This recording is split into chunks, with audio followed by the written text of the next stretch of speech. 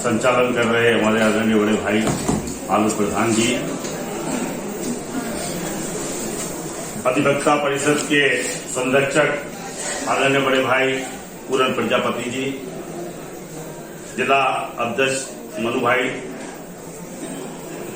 उपेन्द्र जी, शील भाई, सभी राकेश जी, हमारे श्यामवीर सिंह जी, सभी अधिवक्ता भाई मेरे साथियों,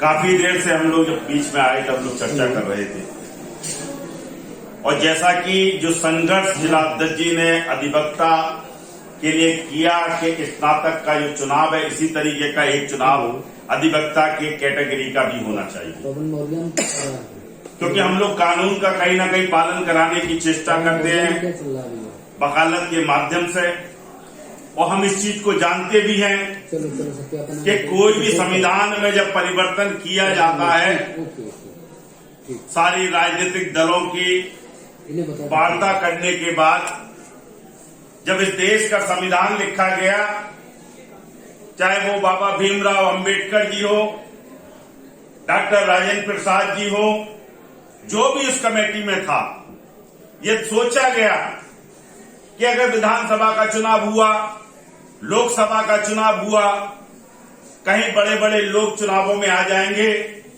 कुछ वर्ग की वहां पे गिनती नहीं हो पाएगी, वो लोग वहां नहीं पहुंच पाएंगे, उनको पहुंचाने के लिए कोई व्यवस्था की जाए।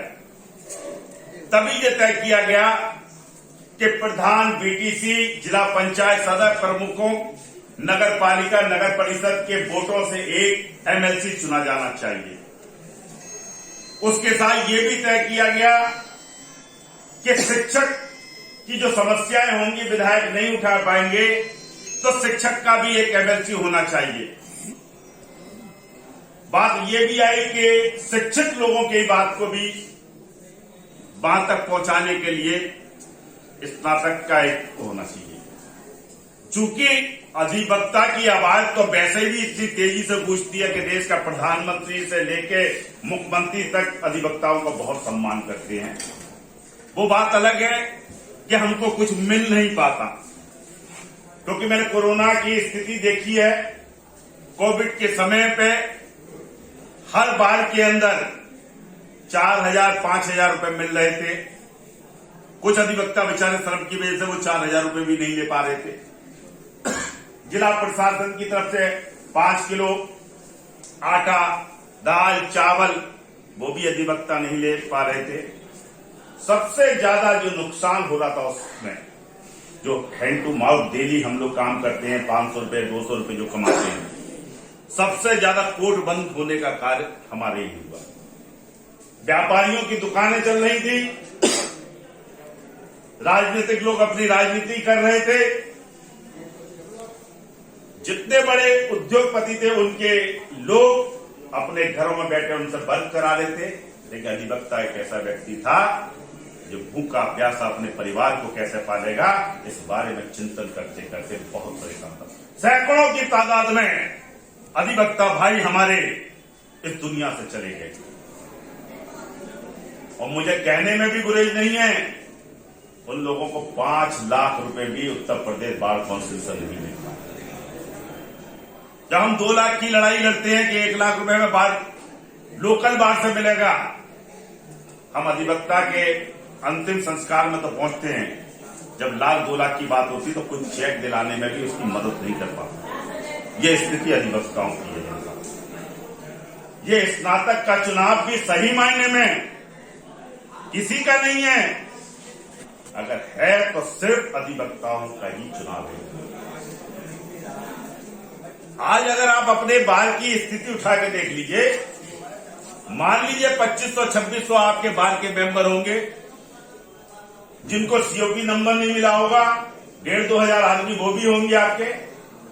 आप मुंसिफ को देखिए, यहाँ पे जितनी भी मुंसिफ है सबकी लगा दिए, 10,000 अधिवक्ता इस बरेली के अंदर होंगे। 9 जिले आते हैं इसमें, पीलीभीत, शाजापुर, बदायूं, रामपुर, मुरादाबाद, अमरोहा, बिजनौर, संभल, बरेली। लगभग हम 60-70 हजार अधिवक्ता हैं और हमारी पत्नी, उसके बाद मान लिया हमारे एक एक बच्चा, उसके बाद मान लीजिए हम 20 क्लाइंटों में से सिर्फ एक क्लाइंट से कहते हैं भाई वोट डालना है।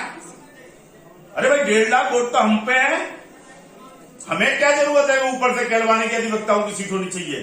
सही मायने में यही अधिवक्ताओं की सीट है मेरे साथ में।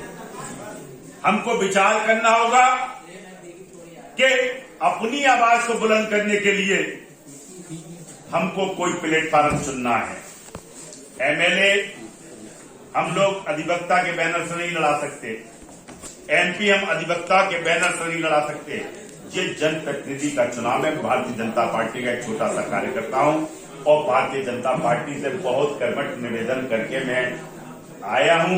उनके इंटरनल मुझे निर्देश दिया है कि आप जनता के बीच में जाके वोट मांगिए, वोट बनवाइए, समर्थन मांगिए। मैं आप लोगों से समर्थन मांगने आया हूं, आपसे अनुरोध करने आया हूं। मैं ये नहीं कहूंगा कि आप मेरी मदद कहां करेंगे, मैं कहूंगा एक एक व्यक्ति अगर दिल से भी दुआ करेगा, एक एक व्यक्ति अपनी प्रार्थना करेगा, ईश्वर की कृपा से उसको टिकट 100% मिलेगा। मुझे इज्जत आप अपना आशीर्वाद, आप अपना प्यार, आप अपना समर्थन, मैं ये नहीं कहूंगा कि तन मन धन से आप चुनावी लड़ाइए, आप सिर्फ मन से मेरे लिए विचार कर लीजिए और कहिए। मैं किसी की आलोचना नहीं कर रहा, यपाल भाई मेरे बड़े भाई हैं, गुरुजी हैं, लेकिन एक उम्र का पड़ाव आ गया है। 70-71 साल की एज होती है, भागने दौड़ने में भी दिक्कत होती है। हमने कहा है पार्टी से कि उनको कहीं संज्ञात्मक जगह पे एडजस्ट किया जाए और मुझे यकीन है मैं जो अपने हाईकमान से टिकट की मांग कर रहा हूं, तर्क के साथ बात कर रहा हूं। जो भी जिस तरह हम लोग अपना मुकदमा लड़ने जाते हैं, सारी बातों को कहते हैं, वही मैं हाईकमान को बता रहा हूं। नेपाल सिंह जी हुए, नेपाल सिंह जी का भी आप लोगों ने चुनाव लड़ाया। लेकिन एक बात मैं जरूर कहना चाहता हूं, जब शिक्षित आदमी के लिए शिक्षित की एक सीट बनी हुई है तो स्नातक में भी शिक्षित जाएगा तो फिर हम लोग कहां जाएंगे। ये बात तो आप लोगों को भी कहनी चाहिए। भाई आपका परिषद इस बात को तो उठाए कि हरि सिंह ढिल्लो साहब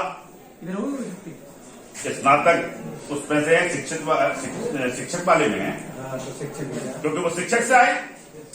आपके जयपाल सिंह जी भी शिक्षक से रिटायर हो गए हैं, तो भाई शिक्षक में भी शिक्षक, स्नातक में भी शिक्षक और उसमें भी शिक्षक, तो भाई शिक्षित कहां जाएगा, अधिवक्ता कहां जाएगा।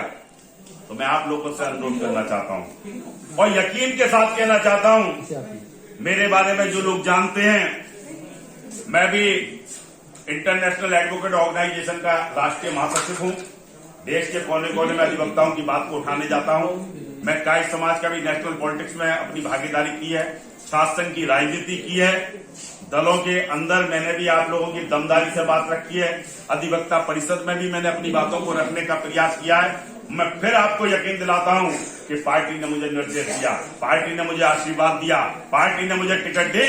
एक एक अधिवक्ता की बात को मैं विधान परिषद में पहुंचाने का काम करूंगा। इसी संकल्प के साथ मैं आपसे कहना चाहता हूं, सिर्फ आप अपने घर पे मेरे लिए प्रार्थना करें। जो लोग पत्र लिख सकते हैं, मैं ये नहीं कहता कि प्रशासन आप पार्टी पे कहीं दबाव बनाइए, लेकिन पार्टी से अनुरोध करिए। पार्टी के संघ के जो लोग हैं, आप भी संघ से जुड़े हुए, आप भी संघ से जुड़े हुए हैं, आलोक जी भी जुड़े, श्याम भाई भी जुड़े, मैं भी संघ का आदमी हूं। कोई ऐसा व्यक्ति नहीं है जो संघ की बात नहीं करता, क्योंकि संघ की बात करना राष्ट्र की बात करना है। हम राष्ट्रवादी हैं और राष्ट्र की बात करते हैं, क्योंकि हम कानून का पालन करते हैं। हमसे ज्यादा कोई आदमी राष्ट्र की बात नहीं कर सकता और राष्ट्रवादी व्यक्ति सब मिलकर पार्टी के हाईकमान से बात कर सकते हैं कि एक चुनाव तो हमारे अधिवक्ता भाई को लड़ा दिया जाए, एक टिकट हमारे अधिवक्ता भाई को दिया जाए। ये संबल का चुनाव नहीं है कि चुनाव चिन्ह मिलेगा। ये पढ़े लिखे का उसमें गौर से देखना पड़ता है कि आलोक प्रधान जी का 3 जगह नाम तो नहीं है, एक आलोक प्रधान और तो नहीं खड़ा कर दिया। इसलिए ये चुनाव को अगर यहां से आवाज उठेगी, आज मैं यहां पे आपके बीच में हूं, अगर ये आवाज वहां तक जाएगी कि वकील अधिवक्ताओं ने बरेली के अंदर मनोज सक्सेना को बाद में बुला के अपना आशीर्वाद दिया, मैं यकीनन जानता हूं हाईकमान समझेगा कि अधिवक्ता मनोज सक्सेना के साथ था। हमको अधिवक्ताओं को 2024 के चुनाव में अपने साथ लेना है, निश्चित हमको चुनाव लड़वाने का प्रयास करना। यही मेरे को इतना जो समर्थन मुरादाबाद में मिला, रामपुर के अधिवक्ता भाइयों ने दिया, संभल में वही स्थिति। कल भी मेरा आपके बदायूं में कार्यक्रम लगा हुआ है अधिवक्ताओं के बीच में। तो साथियों, सबका समर्थन मिल रहा है और सबका साथ, सबका विकास, सबका विश्वास, ये सभी हम लोगों की पार्टी का नारा है। और मुझे यकीन है आप लोगों का विश्वास, आपका प्यार मेरे साथ रहेगा। मैं आपकी आवाज को ऊपर तक पहुंचाऊंगा। जय हिंद, जय भारत।